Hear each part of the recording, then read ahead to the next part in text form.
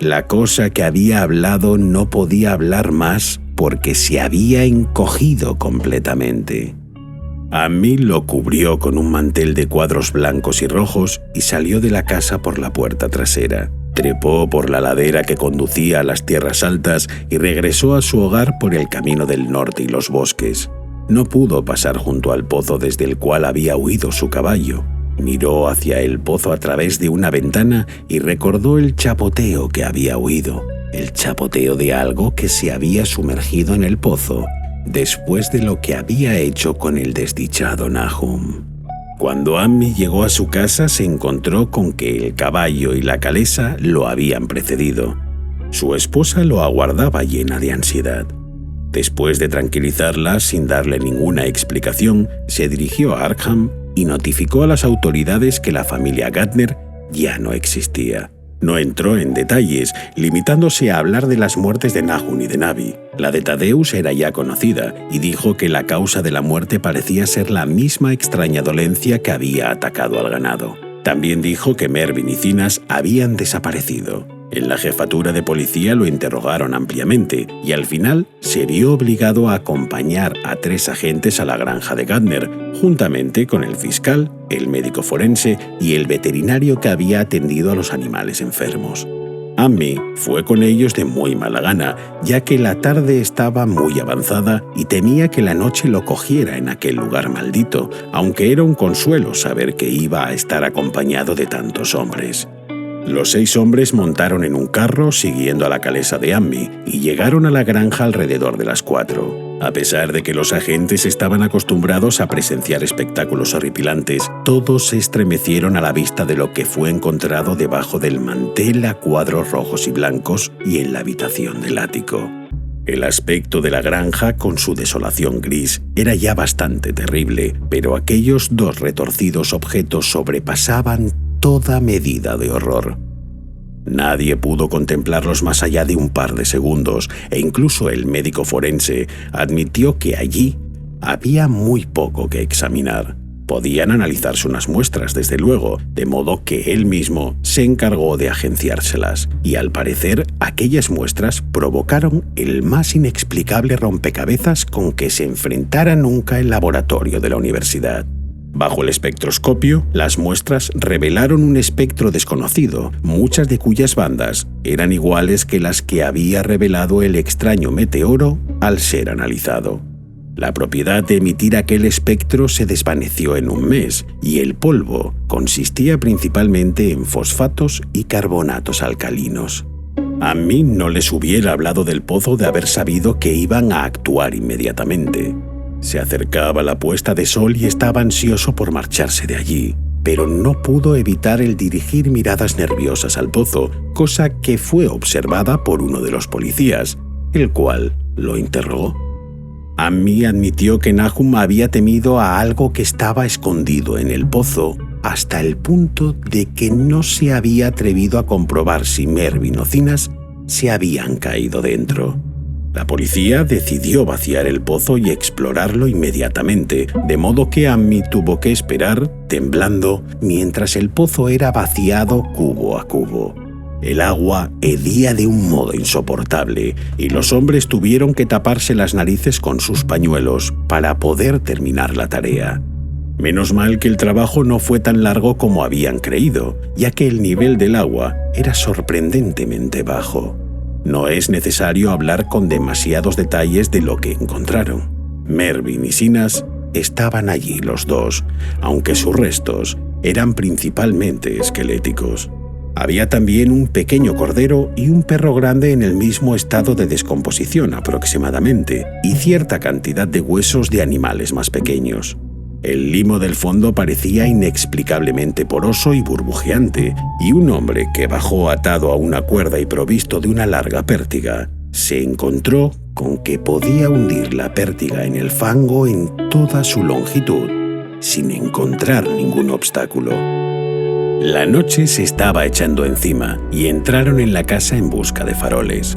Luego, cuando vieron que no podían sacar nada más del pozo, volvieron a entrar en la casa y conferenciaron en la antigua sala de estar mientras la intermitente claridad de una espectral media luna iluminaba a intervalos la gris desolación del exterior. Los hombres estaban francamente perplejos ante aquel caso y no podían encontrar ningún elemento convincente que relacionara las extrañas condiciones de los vegetales, la desconocida enfermedad del ganado y de las personas y las inexplicables muertes de Mervyn y Zenas en el pozo.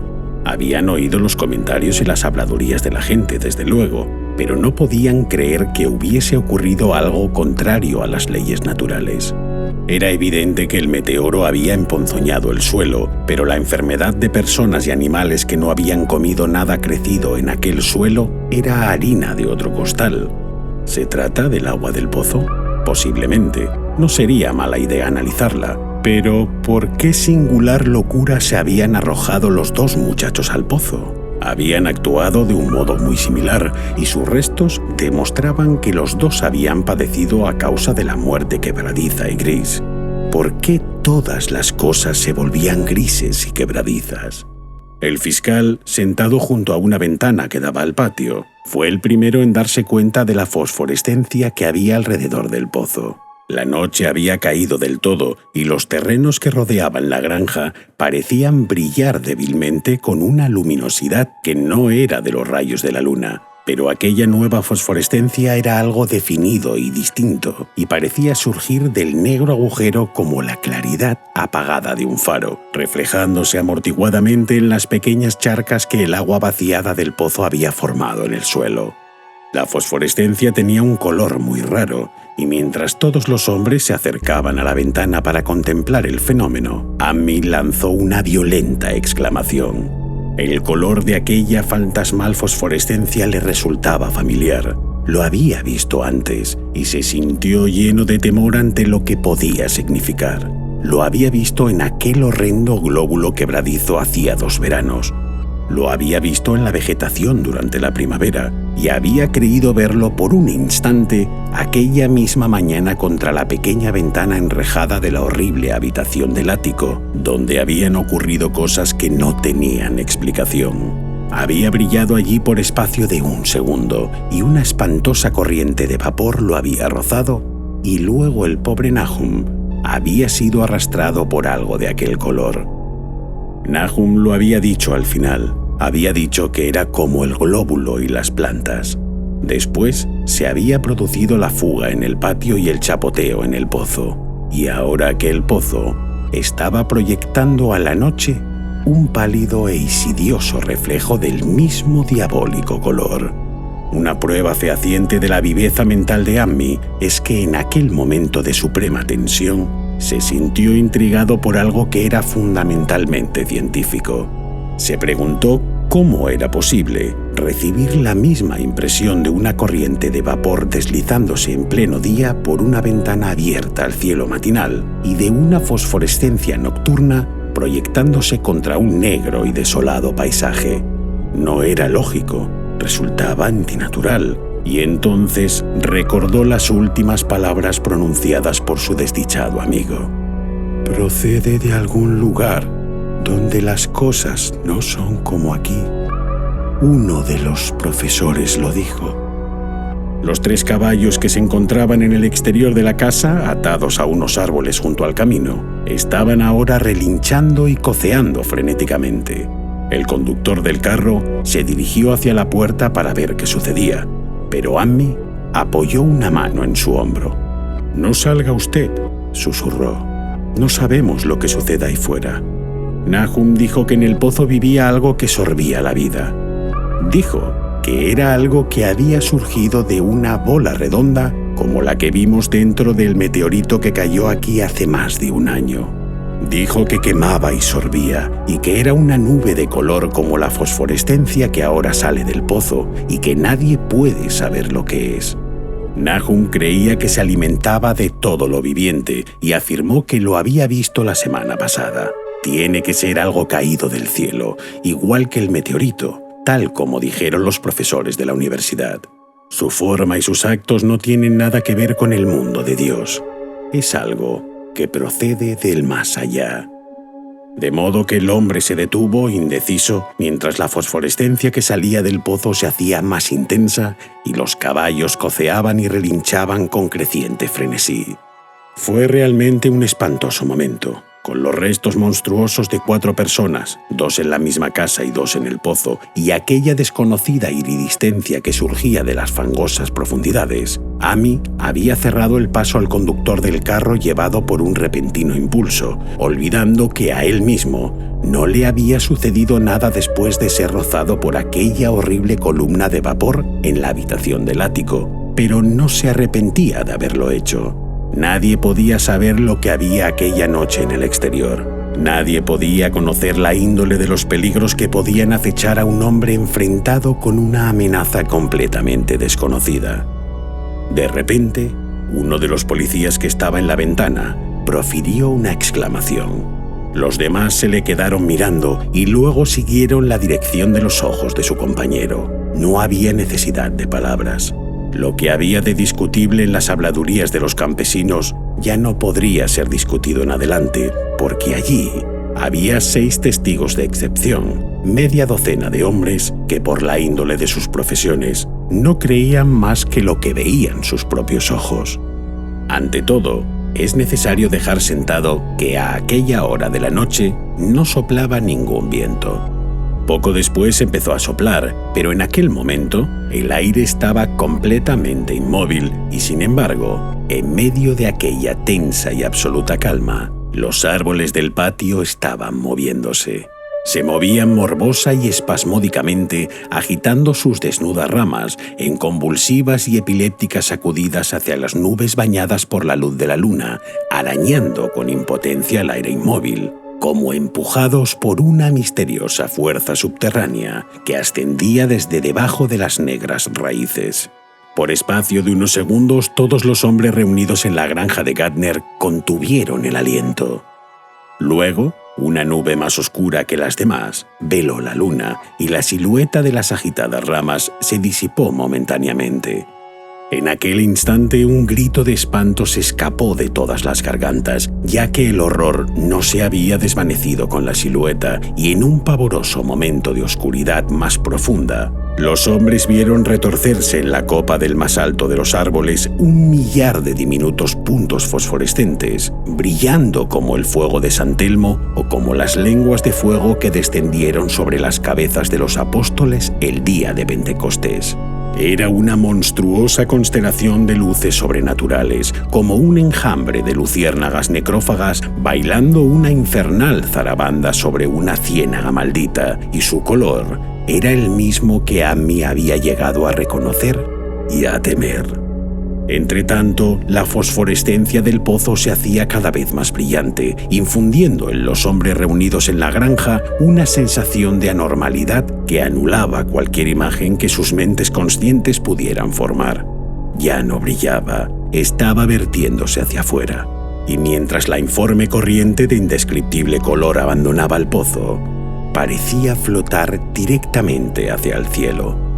El veterinario se estremeció y se acercó a la puerta para echar la doble barra. Amy estaba también muy impresionado y tuvo que limitarse a señalar con la mano por falta de voz cuando quiso llamar la atención de los demás sobre la creciente luminosidad de los árboles. Los relinchos de los caballos se habían convertido en algo espantoso, pero ni un solo de aquellos hombres se hubiese aventurado a salir por nada del mundo. El brillo de los árboles fue en aumento, mientras sus inquietas ramas parecían extenderse más y más hacia la verticalidad. De pronto, se produjo una intensa conmoción en el camino, y cuando Amy alzó la lámpara para que proyectara un poco más de claridad al exterior, comprobaron que los frenéticos caballos habían roto sus ataduras y huían enloquecidos con el carro. La impresión sirvió para soltar varias lenguas y se intercambiaron inquietos susurros. «Se extiende sobre todas las cosas orgánicas que hay por aquí», murmuró el médico forense. Nadie contestó, pero el hombre que había bajado al pozo aventuró la opinión de que su pértiga debió de haber removido algo intangible. «Fue algo terrible», añadió. «No había fondo de ninguna clase, únicamente fango y burbujas y la sensación de algo oculto debajo». El caballo de Ammi seguía coceando y relinchando desesperadamente en el camino exterior, y casi ahogó el débil sonido de la voz de su dueño mientras éste murmuraba sus desilvanadas reflexiones. Salió de aquella piedra, fue creciendo y alimentándose de todas las cosas vivas. Se alimentaba de ellas, alma y cuerpo. Tat y Mervin, Cinas y Navi. Nahum fue el último. Todos bebieron agua de él. Se apoderó de ellos. Llegó del más allá, donde las cosas no son como aquí, y ahora regresa al lugar de donde procede. En aquel momento, mientras la columna de desconocido color brillaba con repentina intensidad y empezaba a entrelazarse con fantásticas sugerencias de forma que cada uno de los espectadores describió más tarde de un modo distinto, el desdichado Hilo profirió un aullido que ningún hombre había oído nunca salir de la garganta de un caballo. Todos los que estaban en la casa se taparon los oídos y Ammi se apartó de la ventana horrorizado. Cuando miró de nuevo hacia el exterior, el pobre animal yacía inerte en el suelo bañado por la luz de la luna entre las astilladas varas de la calesa, y allí se quedó hasta que lo enterraron al día siguiente. Pero el momento presente no permitía entregarse a lamentaciones, ya que casi en el mismo instante uno de los policías les llamó silenciosamente la atención sobre algo terrible que estaba sucediendo en el interior de la habitación donde se encontraban. Donde no alcanzaba la claridad de la lámpara podía verse una débil fosforescencia que había empezado a invadir toda la estancia. Brillaba en el suelo de tablas y en la raída alfombra, y resplandecía débilmente en los marcos de las pequeñas ventanas. Corría de un lado para otro llenando puertas y muebles. A cada momento se hacía más intensa, y al final se hizo evidente que las cosas vivientes debían abandonar enseguida aquella casa. Ammi les mostró la puerta trasera y el camino que conducía a las tierras altas. Avanzaron con paso inseguro, como sonámbulos, y no se atrevieron a mirar atrás hasta que llegaron al camino del norte. Ninguno de ellos hubiera osado pasar por el camino que discurría junto al pozo. Cuando miraron atrás, hacia el valle y la distante granja de Gardner, contemplaron un horrible espectáculo. Toda la granja brillaba con el espantoso y desconocido color. Árboles, edificaciones e incluso la hierba que no había sido transformada aún en quebradiza y gris. Las ramas estaban todas extendidas hacia el cielo coronadas con lenguas de fuego, y radiantes goterones del mismo monstruoso fuego ardían encima de la casa, del granero y de los cobertizos. Era una escena de una visión de Fussell. Sobre todo el resto reinaba aquella borrachera de luminoso amorfismo, aquel extraño arcoíris de misterioso veneno del pozo, hirviendo, saltando, centelleando y burbujeando malignamente en su cósmico e irreconocible cromatismo. Luego, súbitamente, la horrible cosa salió disparada verticalmente hacia el cielo, como un cohete o un meteoro, sin dejar ningún rastro detrás de ella y desapareciendo a través de un redondo y curiosamente simétrico agujero abierto en las nubes, antes de que ninguno de los hombres pudiera expresar su asombro. Ningún espectador podría olvidar nunca aquel espectáculo, y Ammi se quedó mirando estúpidamente el camino que había seguido el color hasta mezclarse con las estrellas de la Vía Láctea. Pero su mirada fue atraída inmediatamente hacia la tierra por el estrépito que acababa de producirse en el valle. Había sido un estrépito y no una explosión, como afirmaron algunos de los componentes del grupo, pero el resultado fue el mismo, ya que en un caleidoscópico instante, la granja y sus alrededores parecieron estallar, enviando hacia el cenit una nube de coloreados y fantásticos fragmentos. Los fragmentos se desvanecieron en el aire, dejando una nube de vapor que al cabo de un segundo se había desvanecido también. Los asombrados espectadores decidieron que no valía la pena esperar a que volviera a salir la luna para comprobar los efectos de aquel cataclismo en la granja de Nahum. Demasiado asustados incluso para aventurar alguna teoría, los 7 hombres regresaron a Arkham por el camino del norte. Ammi estaba peor que sus compañeros y les suplicó que lo acompañaran hasta su casa en vez de dirigirse directamente al pueblo. Por nada del mundo hubiera cruzado el bosque solo a aquella hora de la noche. Estaba más asustado que los demás porque había sufrido una impresión que los otros se habían ahorrado y se sentía oprimido por un temor que por espacio de muchos años no se atrevió a mencionar. Mientras, el resto de los espectadores en aquella tempestuosa colina había vuelto estólidamente sus rostros al camino, Ammi había mirado hacia atrás por un instante para contemplar el sombrío valle de desolación al que tantas veces había acudido y había visto algo que se alzaba débilmente para hundirse de nuevo en el lugar desde el cual el informe horror había salido disparado hacia el cielo.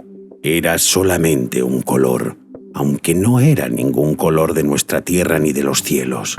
Y porque Ammi reconoció aquel color y supo que sus últimos y débiles restos debían seguir ocultos en el pozo, nunca ha estado completamente cuerdo desde entonces. Ammi no se acercaría a aquel lugar para nada del mundo. Hace 44 años que sucedieron los hechos que acabo de narrar, pero Ammi no ha vuelto a pisar aquellas tierras y le alegra saber que pronto quedarán enterradas debajo de las aguas. También a mí me alegra la idea, ya que no me gustó nada ver cómo cambiaba de color la luz del sol al reflejarse en aquel abandonado pozo. Espero que el agua será siempre muy profunda, pero aunque así sea, nunca la beberé. No creo que regrese a la región de Arkham. 3 de los hombres que habían estado con Ammi volvieron al día siguiente para ver las ruinas a la luz del día, pero en realidad no había ruinas. Únicamente los ladrillos de la chimenea, las piedras de la bodega, algunos restos animales y metálicos y el brocal de aquel nefando pozo. A excepción del caballo de Ammi que enterraron aquella misma mañana y de la calesa que no tardaron en devolver a su dueño, todas las cosas que habían tenido vida habían desaparecido. Solo quedaban 5 acres de desierto polvoriento y grisáceo, y desde entonces no ha crecido en aquellos terrenos ni una brizna de hierba. En la actualidad aparece como una gran mancha comida por el ácido en medio de los bosques y campos, y los pocos que se han atrevido a acercarse por allí a pesar de las leyendas campesinas le han dado el nombre de Erial Maldito. Las leyendas campesinas son muy extrañas, y podrían ser incluso más extrañas si los hombres de la ciudad y los químicos universitarios tuvieran el interés suficiente para analizar el agua de aquel pozo olvidado, o el polvo gris que ningún viento parece dispersar.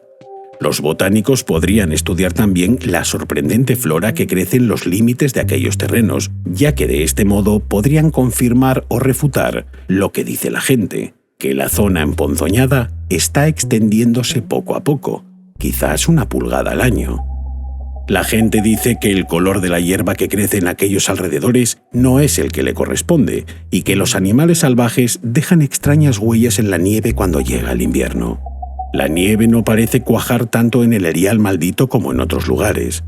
Los caballos, los pocos que quedan en esta época motorizada, se ponen nerviosos en el silencioso valle y los cazadores no pueden acercarse con sus perros a las inmediaciones del Erial Maldito. Dicen también que las influencias mentales son muy malas y que todos los que han tratado de establecerse allí, extranjeros en su inmensa mayoría, han tenido que marcharse acosados por extrañas fantasías y sueños. Ningún viajero ha dejado de experimentar una sensación de extrañeza en aquellas profundas hondanadas, y los artistas tiemblan mientras pintan unos bosques cuyo misterio es tanto de la mente como de la vista. Y yo mismo estoy sorprendido de la sensación que me produjo mi único paseo solitario por aquellos lugares antes de que Ammi me contara su historia. No me pregunten mi opinión. No sé. Esto es todo. La única persona que podía ser interrogada acerca de los extraños días es Ammi, ya que la gente de Arkham no quiere hablar de este asunto, y los 3 profesores que vieron el meteorito y su coloreado glóbulo están muertos. ¿Había otros glóbulos? Probablemente. Uno de ellos consiguió alimentarse y escapar, en tanto que otro no había podido alimentarse suficientemente y continuaba en el pozo. Los campesinos dicen que la zona emponzoñada se ensancha 1 pulgada cada año, de modo que tal vez existe algún tipo de crecimiento o de alimentación incluso ahora. Pero sea lo que haya allí, tiene que verse trabado por algo, ya que de no ser así, se extendería rápidamente.